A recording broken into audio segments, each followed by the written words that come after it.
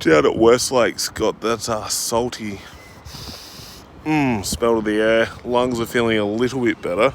I think the ocean's a great sort of healing sort of thing for me anyway. The other day when I got transported to Modbury Hospital from Glenroy Ave, I was in there for the shortest stay, just 6 hours, which is pretty good for an ED these days. But there was this lad in there called Troy who was suffering some pretty bad mental health. I'm not a GP, so I'm not going to sit there and diagnose him, but he had this little Homodol with him, his Port Adelaide beanie, and he was saying to people, I'm really sick, I've vomited 7 times when I come in. And you know, I was like, you know, just randomly talking to people, well, what AFL team do you go for, what's your name, da da da da da. And I'd rolled in there and sat down, and he initially asked me, you know, do you want to shake Homer's hand?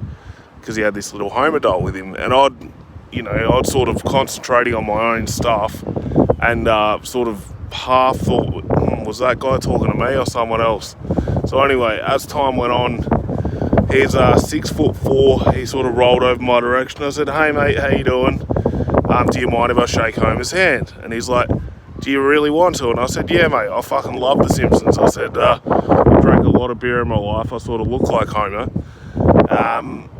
And I said, do you want to take a seat, man? She said, a bit rattled, and he's like, yeah. He's like, Peter. First off, what's your name? I said, Peter, da-da-da. And I said, I'm Troy. And I was like, well, it's good to meet you, Troy.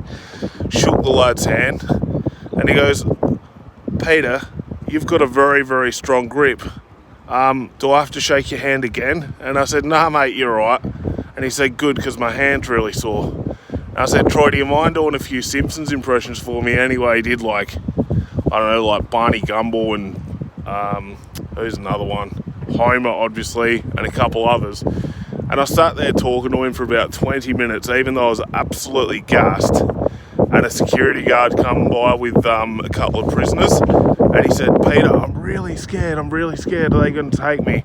And he had a big freak out. And I'm like, nah, man, I'll protect you. You'll be okay. And, you know, the moral of the story is, like, if someone's suffering mental health or in a bad way, just take a bit of time out of your fucking day to just reassure someone.